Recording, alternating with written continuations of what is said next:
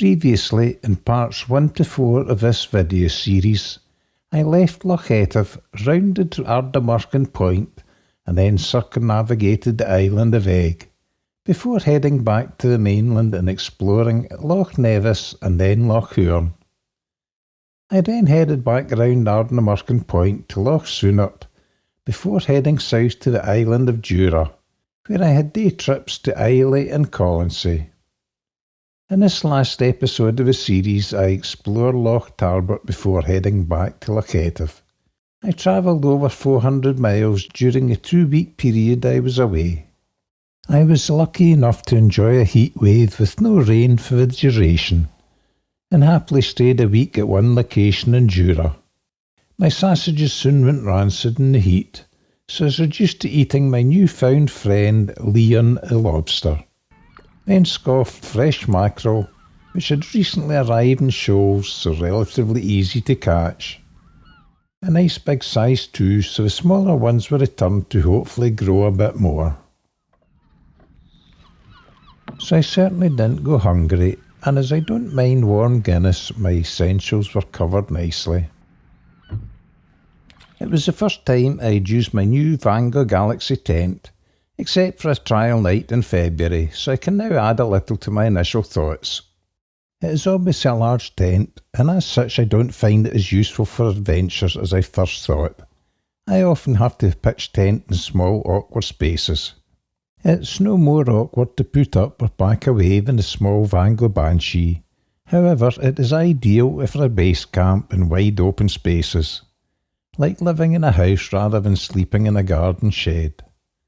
Plenty of room to stretch out in comfort and lots of storage space, so I can keep everything in the tent, unlike my smaller one where I have to leave stuff outside stored in waterproof boxes. I chose not to install the porch ground sheet as I didn't want to ruin it if my seat legs dug holes through it, but I also enjoyed the slight draft coming under the bottom edge as I found the tent incredibly warm in the heatwave. In fact, I found at night the inner was stifling with very poor ventilation, despite having the large front vent fully open. I felt it could do with a rear vent so air could circulate a bit, but there is only this front vent which does not encourage air circulation. I also found it a noisy tent in the wind.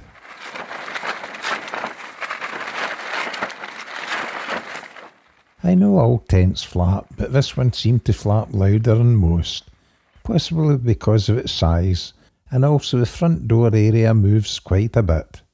Just small niggles and only my thoughts, as I'm used to a smaller Banshee. Others may disagree with me. I did try to add additional stays to the front, but couldn't find a suitable place to support the canvas. But give the tent its due. The winds were gusting to 25 miles per hour at times, and the large front pole, despite taking a pounding, didn't break.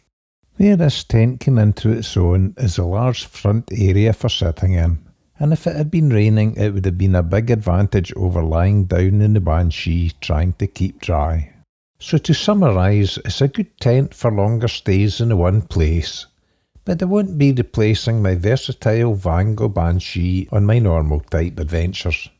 Returning to this adventure, which is about Loch Tarbert and Jura, I was camped at Ruintallen, which has lovely views of the famous raised beaches of Jura.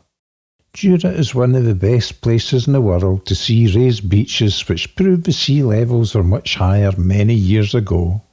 However, if I'm correct, it was not that the sea was deeper way back then, but the land much lower. The weight of glaciers during the Ice Age compressed the land masses. Then, when ice melted, the land began to rise again. The raised beaches at Ruintallen are best viewed from the air, so I just had to throw the drone up.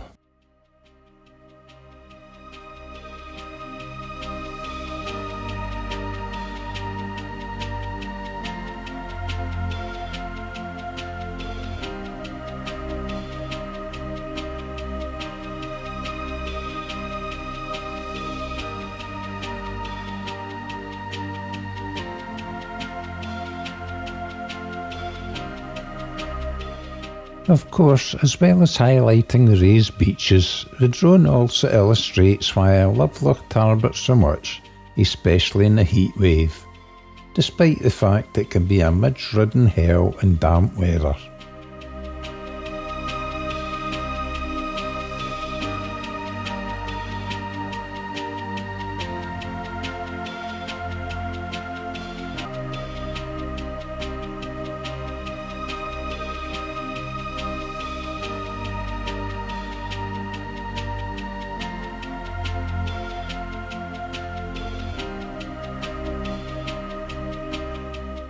I was here for a week and saw no one else, except for Craig, who sometimes uses the cottages and appears to live out his boat. I think he helps work the ruined Talon estate and is always a pleasure to talk to.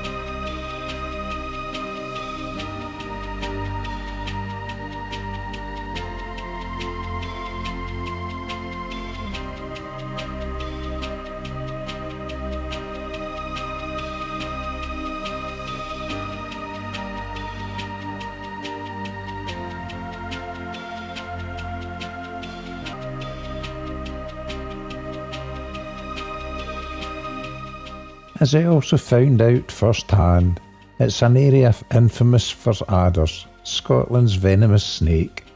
If you remember, I found one in my boat, but I suspect I carried it on board in my bags, as I can't imagine it slithering out and climbing inflatable tubes to get itself on board.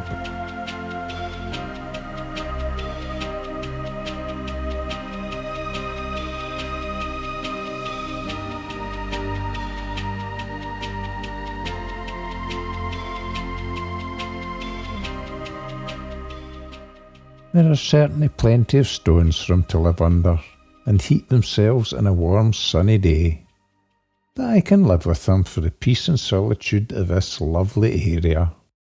Although the weather for the week was mostly warm and sunny, there were days it was quite windy and I chose to stay on land, when even the sheltered loch chalked up a bit.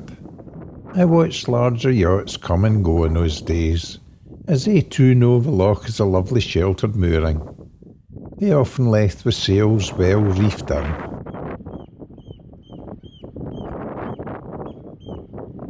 As soon as wind and waves allowed, I would jump in my boat and head for the sheltered side of the offshore wind, sometimes walking sandy beaches or just sitting contemplating how good life was. This day I was heading to the very end of Loch Tarbert, which almost cuts Jura in two. It was still too windy to launch a drone, so I was happy enough to walk over the stones of this raised beach to reach the freshwater loch in Sornach. It doesn't make the easiest of walking trying to cross the stones, so I took my time and enjoyed the views. Although the wind was still dropping, some territorial seagulls convinced me it was not yet time to fly the drone.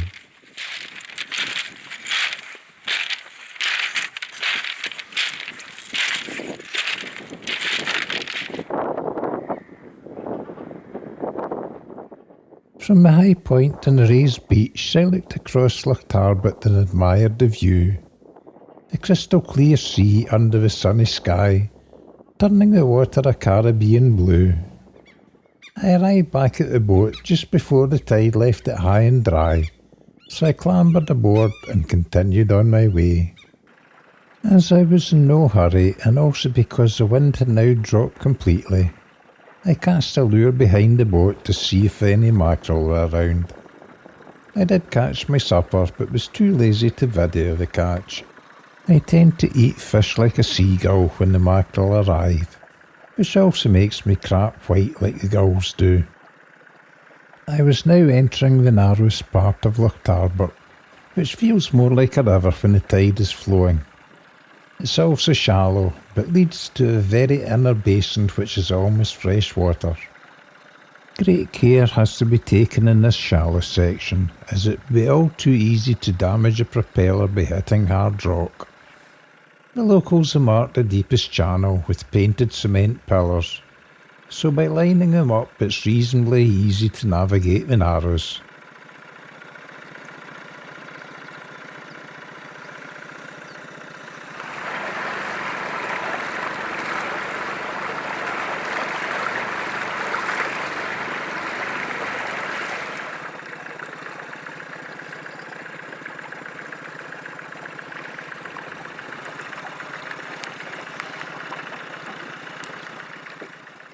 And finally I safely reach the inner basin, where I land to give my legs a stretch and to exercise the drone.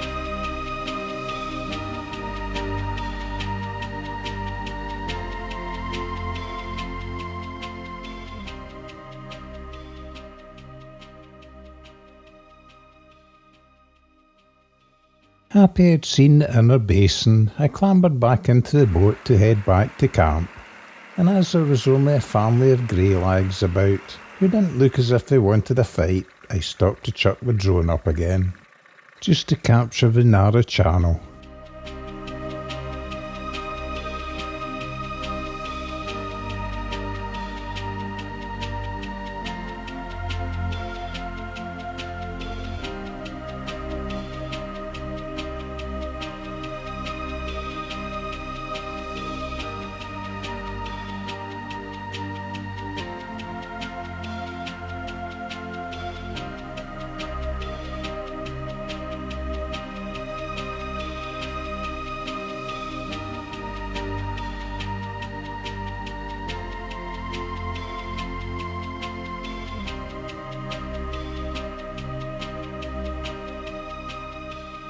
It had certainly turned into a perfect day after such a windy start.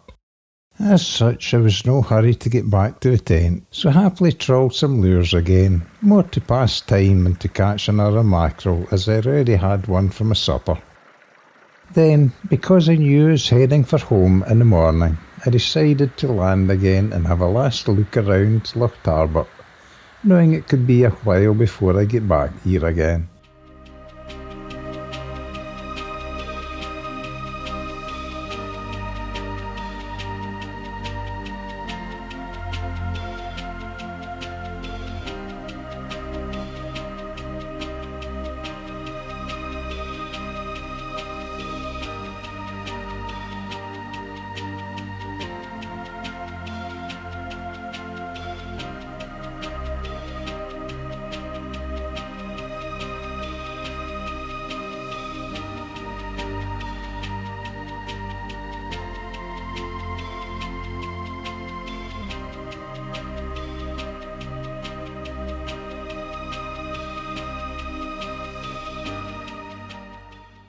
I headed back to camp to scoff my mackerel, slipped the last of my brewdog while watching the sun go down.